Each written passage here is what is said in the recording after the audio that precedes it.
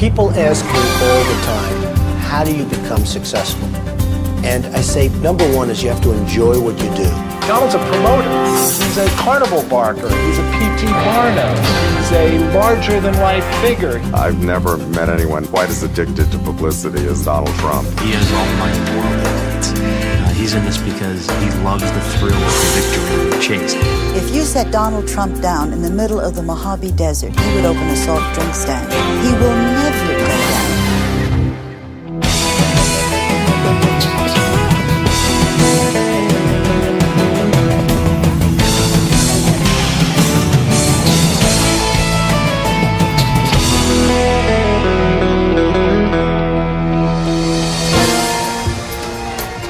He's one of America's most recognizable tycoons. Both his name and face are synonymous with a brash, bold style that's unique to Donald Trump. Now, decades after making his first $1 million, Donald Trump has conquered new ground on primetime TV. His reality show, The Apprentice, hit the airwaves in 2004. And brought Donald Trump's gutsy business style into living rooms across the country. I think The Apprentice just hit a chord. It was a tremendous success in every respect.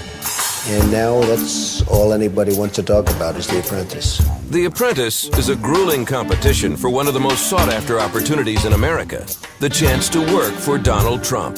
The winner also gets a six-figure salary and a first-hand look at the life of a legend. It was probably a week after I won The Apprentice, I got a phone call from Donald Trump. But he said, Bill, I need you to do me a favor. And I said, of course, whatever you need.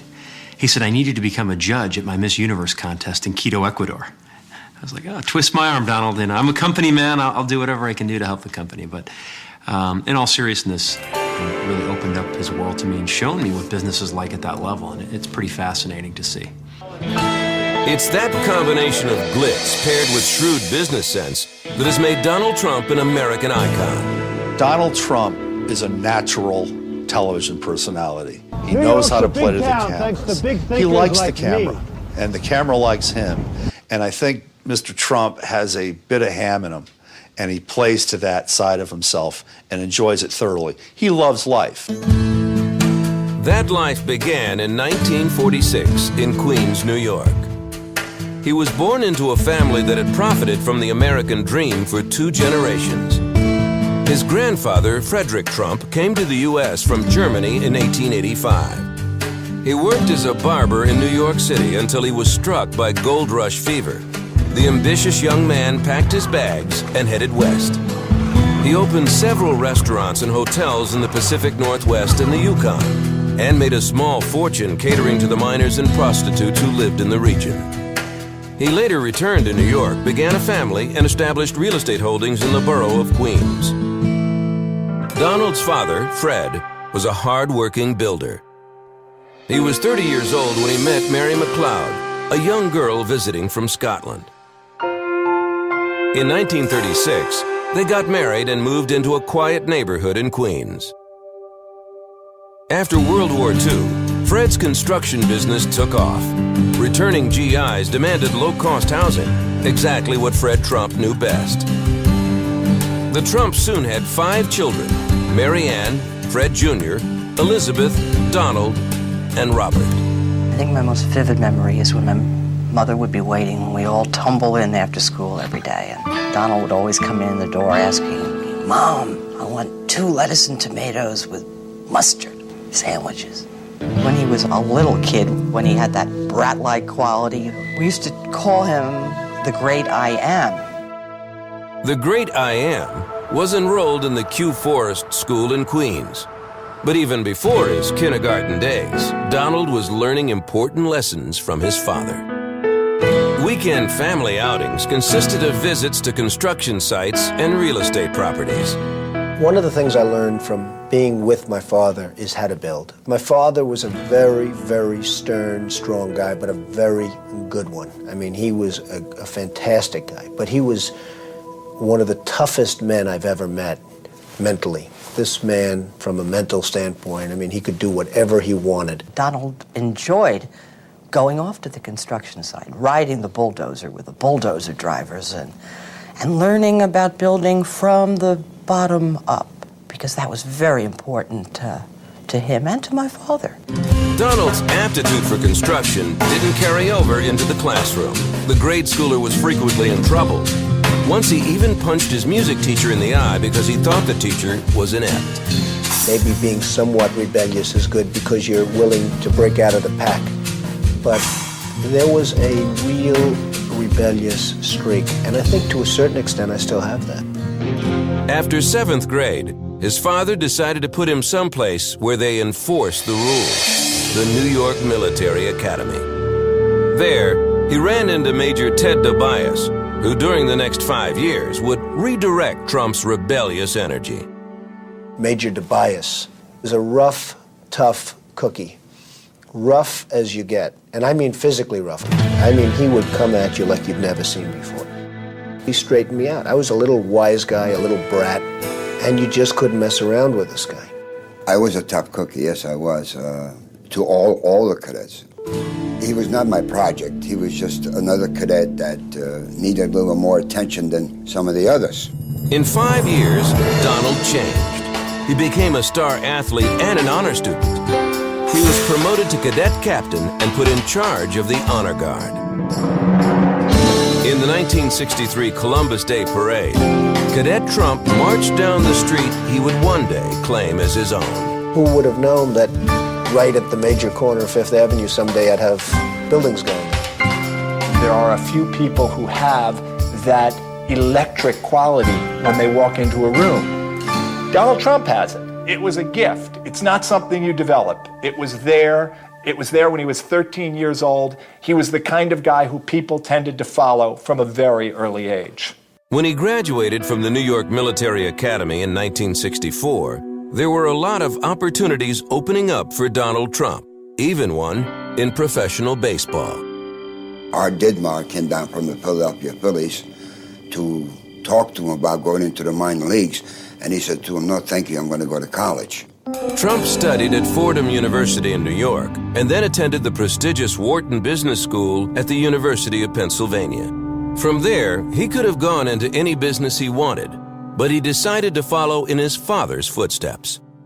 Unlike his father, however, Trump wanted to break ground in some of the most expensive real estate in the world. I used to stand opposite Manhattan in Brooklyn and Queens on the river looking across to Manhattan saying, that's where I want to build. I mean, I want to be there.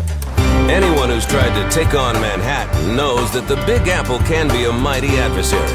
Before you make a move, you need a plan. And Donald Trump was getting ready to attack. In 1974, 28-year-old Donald Trump was positioning himself to become a real estate mogul. He had no doubt that he'd achieve his goal. He just needed a little more time and a little help. So he went where the influential people went, places like the exclusive Le Cirque and Studio 54. Eventually, he made friends with a powerful celebrity lawyer, Roy Cohn, who introduced Trump to New York's elite. I met Donald back in the Stone Age. He was just fresh out of Wharton. It was a dinner party in New York where all the top movers and shakers were. And being piloted around was this young, tall drink of water with blonde hair named Donnie Trump. Nobody knew who he was. Nobody cared. But his pilot was Roy Cohn, whom everybody knew. Roy introduced me to him, and he said, "See this kid? This kid is going to own New York one day." I said, "Yeah, lots of luck. Pass the gravy." Donald Trump was brimming with big ideas, but didn't have the experience or the cash to turn them into reality. Of course, Donald wasn't about to let that get in his way. He planned to buy and gut the failing Commodore Hotel in Midtown Manhattan. The project, he believed, would breathe new life into the old hotel and spark a renaissance in the area. I think his father thought it was ridiculous, impossible, couldn't be done. Donald was overreaching. He was abandoning a very good business back in Brooklyn and Queens. And I think he probably gave him a very hard time about it. Nobody wanted to give me money because, number one, I was pretty much untested. Although I had done very well in the Brooklyn world and the Queens world, I was pretty much untested. It's like you have to now step up to the next level. And they were not really willing to get me money. But Donald Trump forged ahead. He doesn't like to lose. He doesn't lose very often. He's a fighter, and I think you have to be a fighter in order to do what he does. He's a person unplagued by self-doubt. You know, a lot of people in this world feel better when they are in the presence of someone who is certain. Well, Donald Trump embodies certainty, and it took him an enormous distance in the business world. I just don't like taking no for an answer. The people that really make it are people that just don't give up. They just keep going. May 4th, 1975 is a milestone in Donald Trump's career. He announced his first major deal. He had not only persuaded the Hyatt hotel chain to become partners in the Commodore Hotel, he also secured hefty bank loans and a 40-year tax abatement from the city. Trump was no longer an untested nobody. He was an up-and-coming real estate mogul and a force to be reckoned with.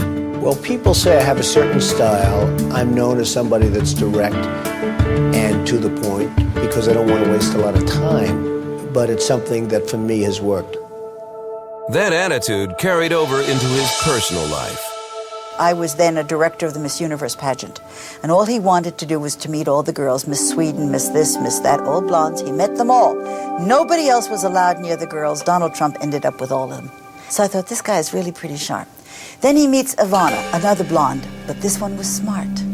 This one knew exactly how to work him, and she did. The stylish woman who captivated the Playboy was Ivana Zelnikova-Winkelmeyer, an Olympic skier from Czechoslovakia. In Canada, she had become a top fashion model. She was on assignment in New York when she and her friends ran into Trump at a restaurant. He said, I can see that you girls having a hard time to get a table in the restaurant. I can help you. So I look back at the girls, my friends, and I said, I have a good news and I have a bad news. Now, good news that we're going to get a table real fast. The bad news, this gentleman is definitely going to go and want to sit with us. They say, Ivana, take the table. Trump quickly followed her to a fashion show in Montreal. Afterward, Ivana began making trips to New York, running around the city in Donald's limousine. It seemed as if Donald Trump had finally met someone who could match his competitive spirit.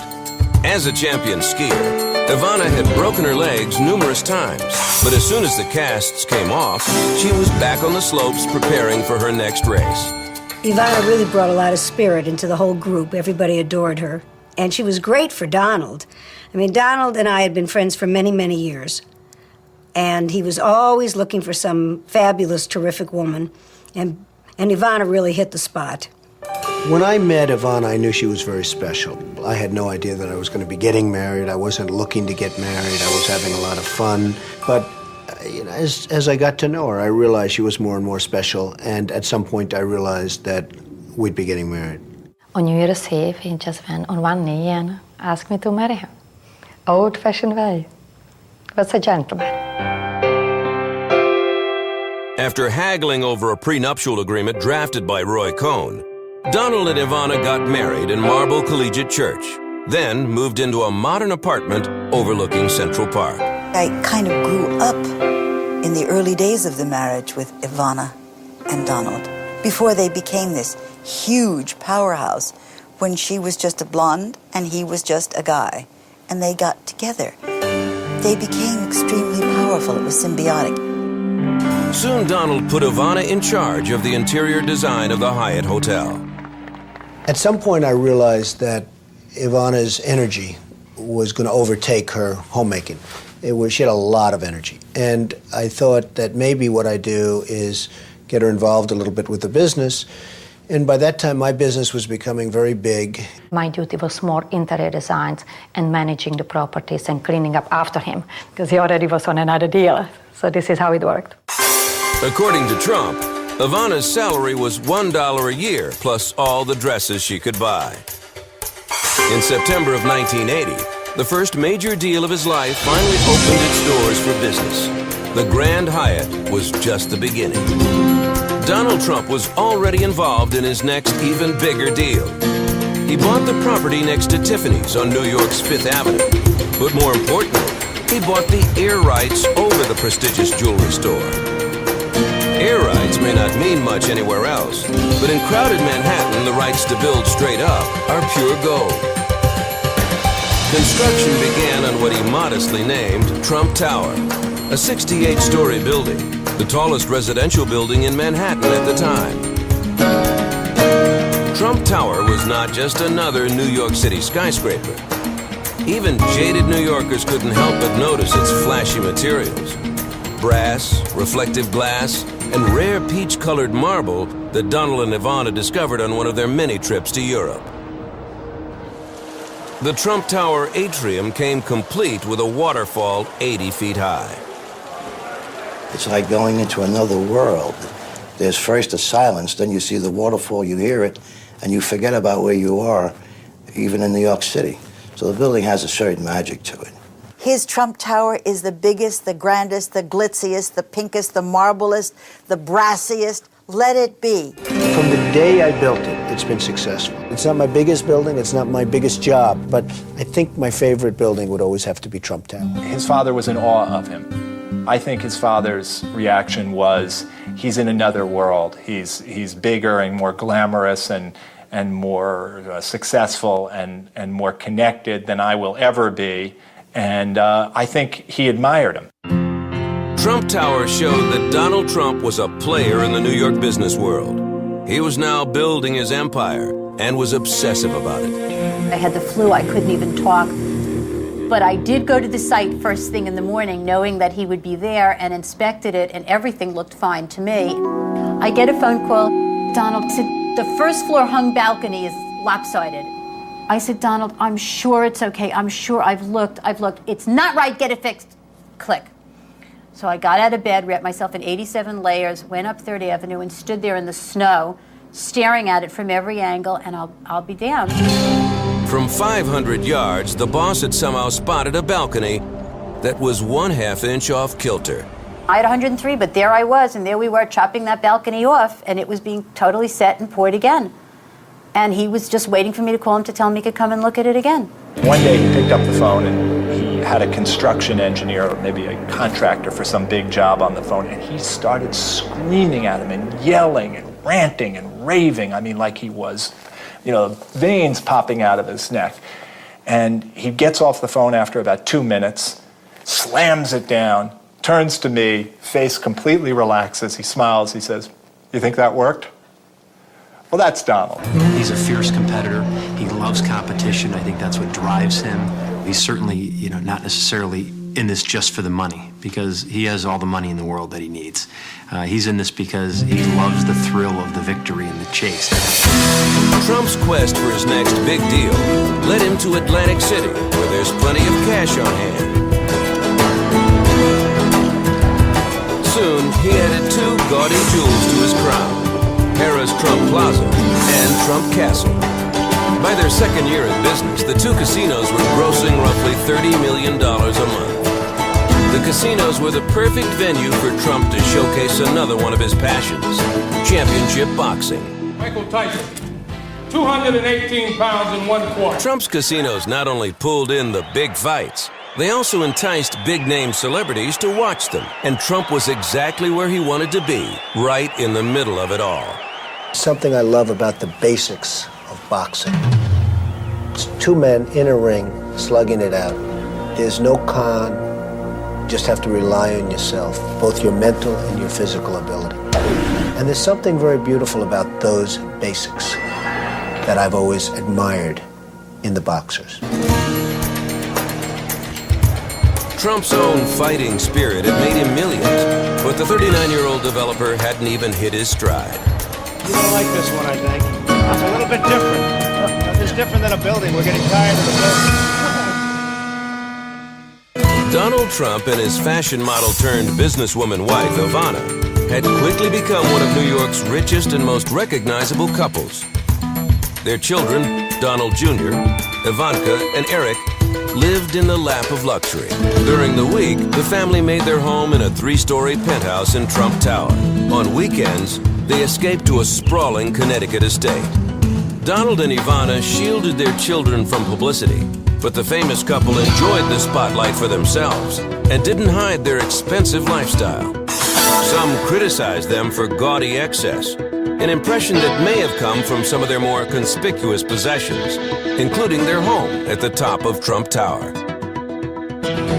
They began to make real waves by, they bought or built or redid the Trump Tower, and they had this gilded apartment there that was so rococo and so full of ormolu or fake ormolu or something that you couldn't believe it. It was sort of like a Marie Antoinette fantasy. The millionaire tycoon just loved living large. He could buy almost anything now, and like a lot of the super rich, started collecting a lavish assortment of big-ticket toys. He called them his trophies. You're going to like this one, I think. It's a little bit different. This is different than a building. We're getting tired of the building. First, there was the yacht. Not just any yacht, but one of the biggest yachts in the world. Formerly owned by the richest man in the world, the Sultan of Brunei. Donald renamed it the Trump Princess. Then there was the house, one of the grandest homes in America. The 118-room estate called Mar-a-Lago, built in Palm Beach, Florida in the 1920s.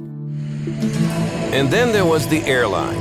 New Yorkers woke up one day and found that the Eastern Shuttle was now the Trump Shuttle.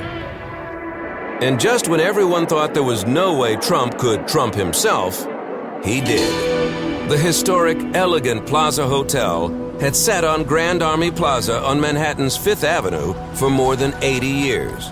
No hotel in America could match it in prestige. So Donald went out and bought it. He put Ivana in charge of the hotel. His wife's glamorous reputation and business acumen made the plaza the place to see and be seen. Donald Trump wrote all about his aggressive business style in Trump, The Art of the Deal, which hit the bestseller list in 1988. Suddenly, Donald Trump was a celebrity. He made up his mind that he was going to sell more books than Lee Iacocca had sold, and he got on the press bandwagon. When that press started to hit, he loved it. All of a sudden, it was like walking down the street with Cary Grant or something. People would come up, "You're Donald Trump, you're Donald. Would you sign my handbag, sign my shirt, sign my sweater?" I've never met anyone quite as addicted to publicity as Ivana and Donald Trump. I think one of the things they had in common was they both loved publicity. They both loved the limelight. But Donald and Ivana also got on a lot of people's nerves. They had a lot of money, and they made everybody know they had a lot of money, and Donald had this enormous ego. And Ivana gave Donald something to match that ego. His nickname, the Donald. My English at the time was not great, so I put the in front of everything. The fish, the flower, the house, and the Donald. So this is how it started. He didn't just have a first name, he had the Donald. It was like a title almost, the Marquis or the Count. Donald and Ivana weren't just taking on New York society. They were also becoming a powerful business team. Donald had made Ivana Trump president of Trump Castle in Atlantic City, as well as the Plaza Hotel.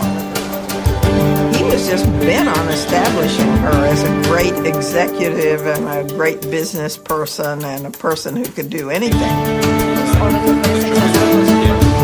There she was every day in her stiletto heels, working like a dog and running all around the hotel, and she wasn't just fooling around.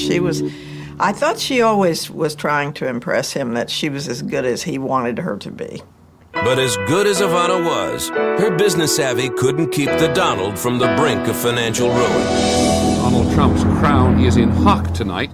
By the end of the 1980s, Donald Trump had become a world-famous real estate tycoon, and the publicity-conscious millionaire was loving every minute of it. He could never have guessed that the end of that decade would bring the near collapse of his once booming empire.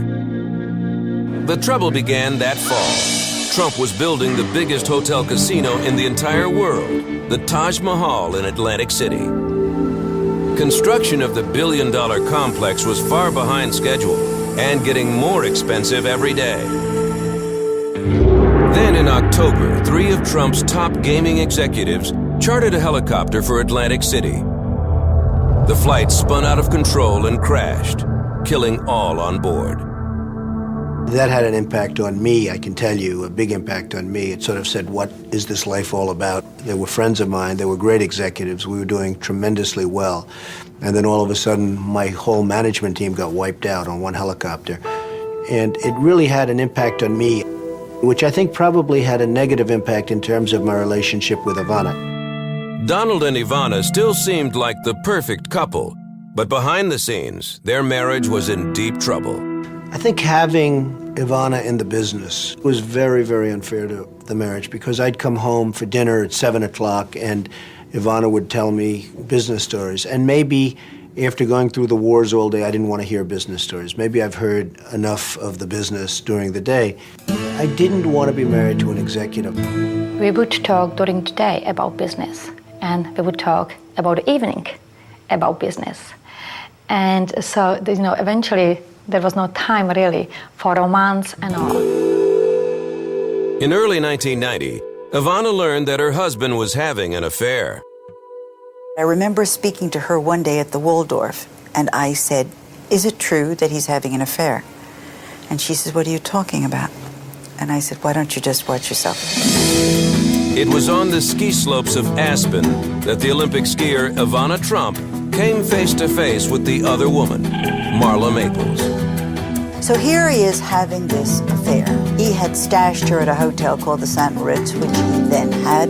She was in Aspen when his wife, Ivana, was in Aspen. And they had this confrontation on the top of the slopes.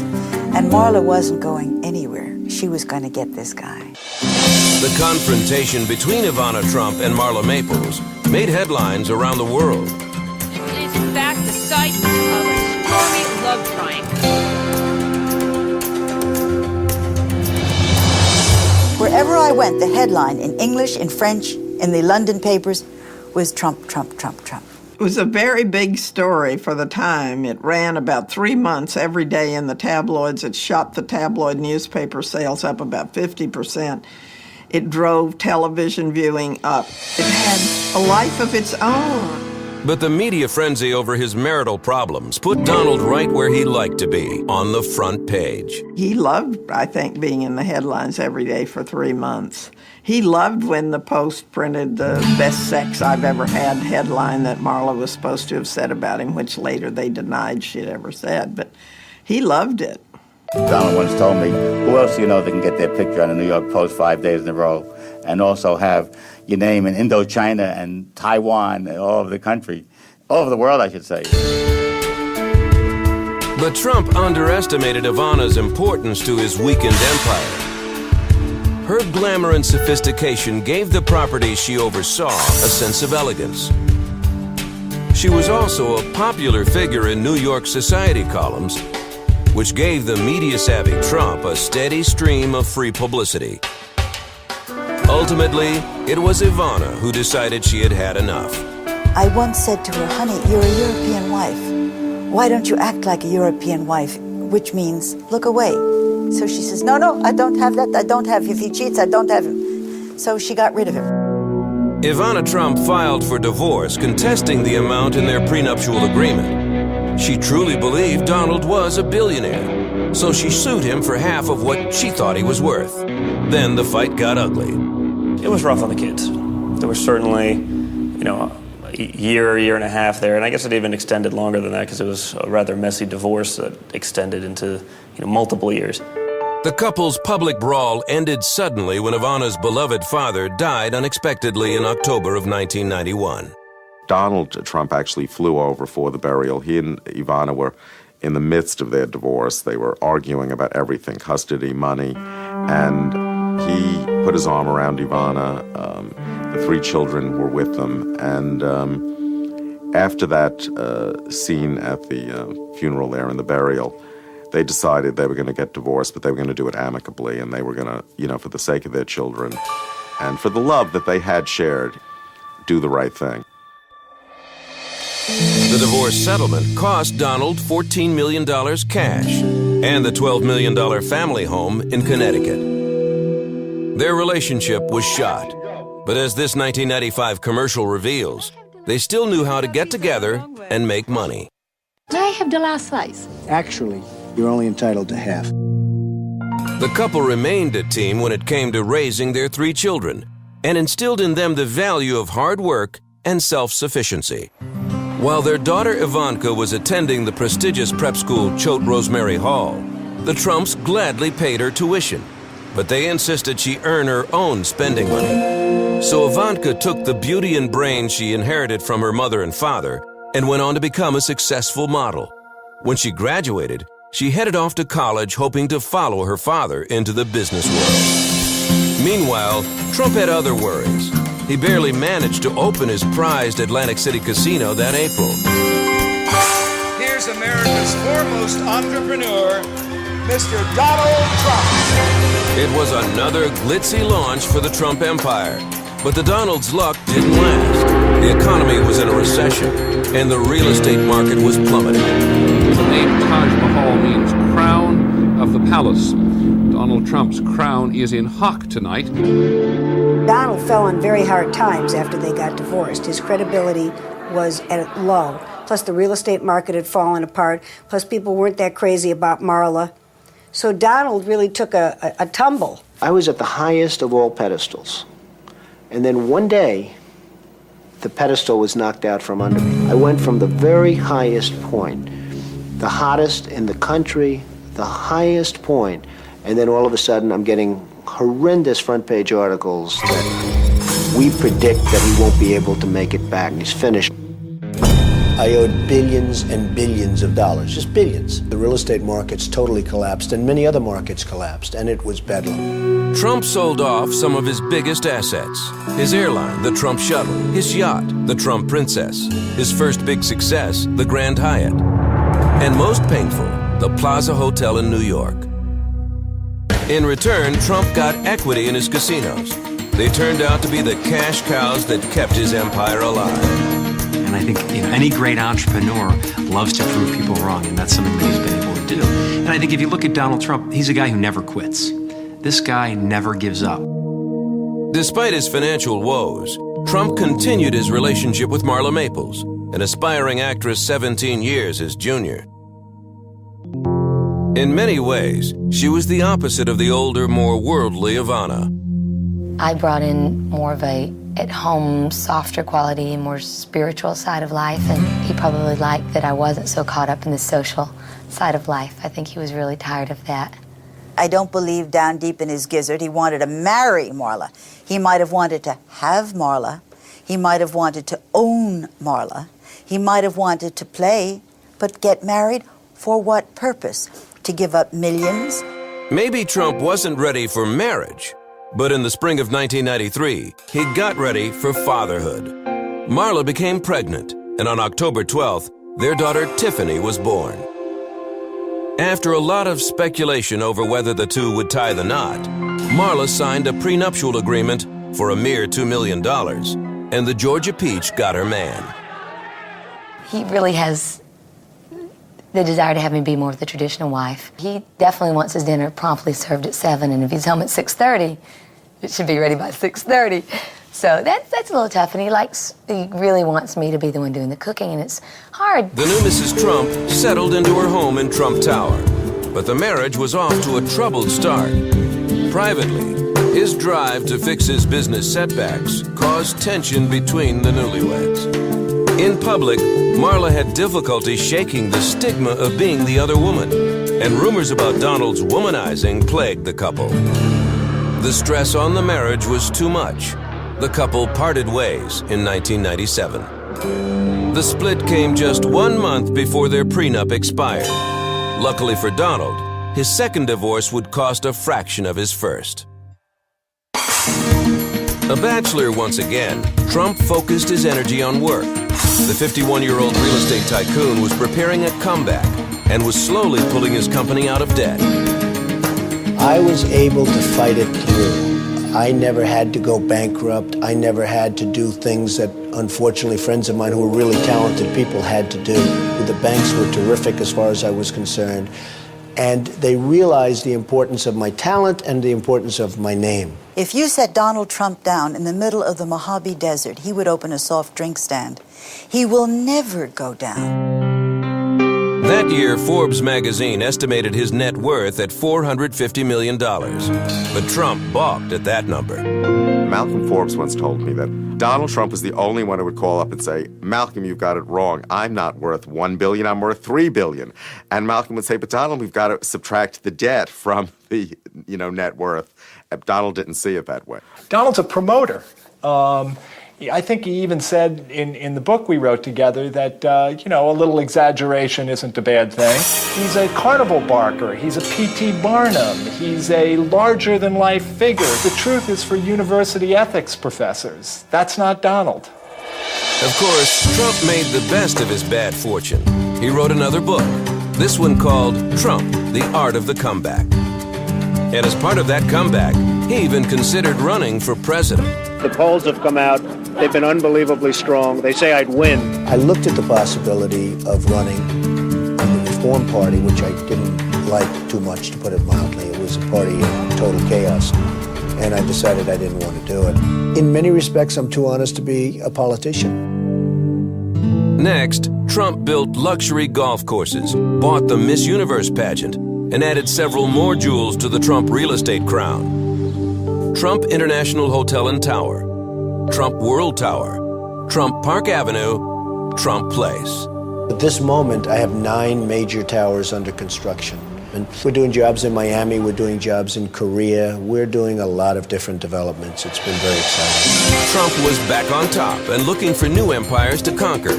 It wouldn't be long before he was at the reins of another huge success. By 2002, Donald Trump was back on top after a long fight to save his company from bankruptcy. That same year, Trump saw an opportunity to conquer a new frontier. Mark Burnett, the creator of the reality hit Survivor, approached the tycoon about a new show. Burnett wanted Trump to bring Survivor into the boardroom. He said, Donald, I have an idea. I'm only going to use you. There's nobody else. I think it's going to be terrific. It's called The Apprentice. Each week, a series of genuine business tasks are assigned to the 16 applicants. The person who fares worst comes to Donald Trump's boardroom, and one each week is fired. You're fired. The old Cobra strike was all Donald. I don't think that there's any way around that one. That's a natural function of Donald Trump. I've never used it in my life, but somehow it was on one episode, and people went crazy for that gesture. The Apprentice was an immediate smash. Trump's tense boardroom showdown struck a chord. I think everyone has sat across from their boss and been grilled and felt nervous about a project. People can come home from work and sit down and watch someone else get grilled. Watching the boss in action seemed to have made Trump more appealing, even to those who got the axe. Before the show started, I only knew of Donald Trump as bigger than life, arrogant, very successful businessman with really bad hair. And after the show, I still look at him as arrogant, confident, successful businessman with really bad hair. But he is so extremely likable and just a fantastic role model. I just knew what I'd seen on television. His name's on all the buildings, kind of egocentric.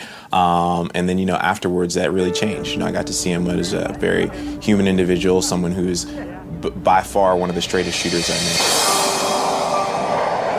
We were flying from New York to Chicago. We were running late for a meeting, and on our way to the meeting, he insisted that we stop, and it was at a children's hospital, and there was a young boy who was dying of cancer, and it was through Make-A-Wish Foundation, and he wanted to meet Donald Trump. And, there were no cameras there were no reporters there. He did it very, very quietly, and he really, made this kid's dream come true. People got to know me much better. People thought of me as a vicious, horrible human being. And now they like me much better. And it's a pretty sad commentary when you think that what I do in The Apprentice is fire people on a constant basis, and they think you're such a nice guy compared to what you were. So it only tells you how bad my reputation used to be. But not as bad as his hair. I get killed on my hair. I just get killed. And it is mine. I wonder, is it so bad? I think maybe one of the reasons I don't change it is that I don't want to give in to this mass hysteria. But as it gets thinner and as it gets worse, who knows what happens.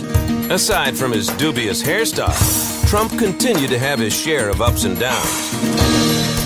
In 2004, Trump Hotels and Casino Resorts filed for Chapter 11. Even so, in 2005, Forbes magazine estimated his net worth conservatively at $2.7 billion. Over the years, Donald Trump's children have grown to become celebrities in their own right, part of a new generation of American money. I think Donald instilled good values in his children. I mean, his son, Donald Trump Jr., is now working for him. You have a lot of closet space in this apartment. It's not like a make-believe job where he just shows up and gets paid. He's actually making decisions and showing people around buildings, and he's very hands-on. They're good kids. They're hardworking, and you know, they earn their money, that's for sure. I don't think these kids have any sense of entitlement, which to me is very, very impressive.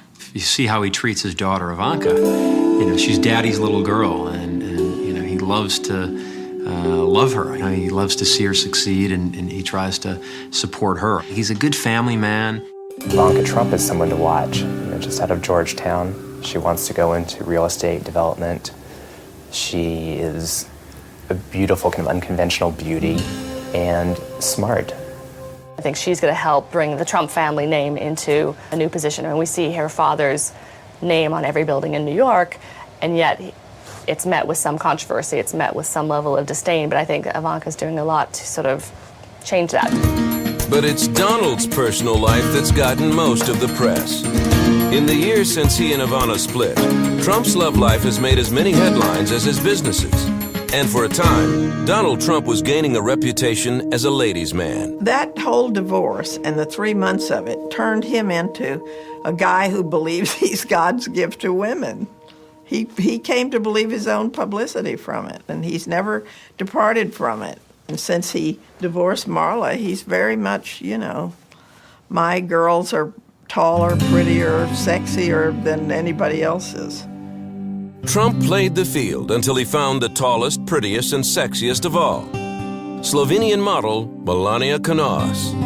We met at a party in New York in 1998. He came over and we started to chat, and it was a great chemistry between us. From the day I met her, she's just a terrific person. She's not only beautiful on the outside, but she's even more beautiful on the inside, and she's just a great person. He has a great sense of humor, and he's very warm heart, and very romantic. It's very private. We don't like to talk about that, but maybe people, they don't know, they don't think about him. It's always work, work, work. But he works because he's very passionate what he's doing. For 5 years, the marriage-shy Donald and Melania dated. Then Trump proposed a permanent merger. I've always felt that it's so important, the woman behind the man. And I've had the best 5 years of my life. These are the best 5 years. And I said to myself, hey, my woman was behind me for these 5 years. There must be something to that. The Donald popped the question, and the couple began planning an opulent wedding at Trump's Mar-a-Lago estate. Melania's dress graced the cover of Vogue magazine. Made from over 100 yards of white silk, the gown weighed 50 pounds and sparkled with 1,500 crystals. The embroidery alone took 550 hours to complete. Estimated to cost as much as $200,000, it was a gown befitting a billionaire's bride. After the January 22, 2005 wedding, the newlyweds skipped a honeymoon and went straight to work. A year later, the Trumps announced a new venture, parenthood. On March 20th, 2006, Barron Trump was born, making the 59-year-old a father for the 5th time. If you were Donald Trump, wouldn't you bring as many kids into this world as you could? It's a great world when you're sitting up in the penthouse of Trump Towers. He's got a lot to offer kids, you know, that's for certain. He's such an active dad, and I mean, is he changing diapers? Probably not. That's probably not his thing. But you know, he's certainly a very loving dad, and you know, he's bringing Barron around to the, different events and to the set, and I think it's his pride and joy. Donald Trump's life rolled smoothly and successfully for the rest of that year. The Apprentice was coming back for season number 6, and his business was thriving. But the fighter in Donald Trump was soon reawakened. In December, Trump's Miss USA pageant was embroiled in scandal when reigning Queen Tara Conner was accused of underage drinking. Trump stood by Conner. He announced that she would check into rehab and keep her crown. Rosie O'Donnell on the television show The View lashed out at Trump, calling him a snake oil salesman and questioning his morality. She knows Donald Trump, and for her not to expect Donald Trump to fight back is ridiculous. He hasn't gotten where he's at by letting people push him around. She should have known what she was getting herself into. Donald fired insults back at Rosie, calling her disgusting and a slob. He also threatened to sue her for making false statements about his finances. After several weeks, the feud quieted down to an angry silence, neither side admitting defeat. But skirmishes like these barely ruffle a hair on the billionaire's head. Donald Trump has survived 2 failed marriages and narrowly escaped financial ruin. Today, he is just as brash and brilliant as he was when he first dreamed of taking Manhattan by storm. People ask me all the time, how do you become successful? And I say, number one is you have to enjoy what you do. And if you don't enjoy it, you're never going to be successful unless you get really lucky. You have to enjoy what you do. Number 2 is you can't stop. You have to go through a wall. If there's a concrete wall ahead of you, you have to go through it, around it, over it, any way to get past that wall. You can't stop. One thing about Donald Trump is he thinks big, and he's able to do large things. And I think, a lot of people in life, they set their goals far too low. I think you have to be exposed to it and see that, hey, I could do that. Mr. Trump is the ultimate survivor. He's had his ups, he's had his downs, but he keeps climbing up to be on the top. And I don't think there's anybody else I can think of that epitomizes survivor more than him. He's not purporting to be Mother Teresa. He is not purporting to be anything beyond what he is. He is what he is. He's a high-class, Wharton-educated, brilliant con man. And I think he's the best at it. At least you know where he's coming from. I'd go into battle with Trump anytime. In some sense, underneath all that swagger, he's a kid in a candy store. And the candy store seems to have candy even after 40 years available to him. I think Donald Trump has a balanced life. He's a good father. He certainly has fun, and he's at the top of his game. I think overall that's success.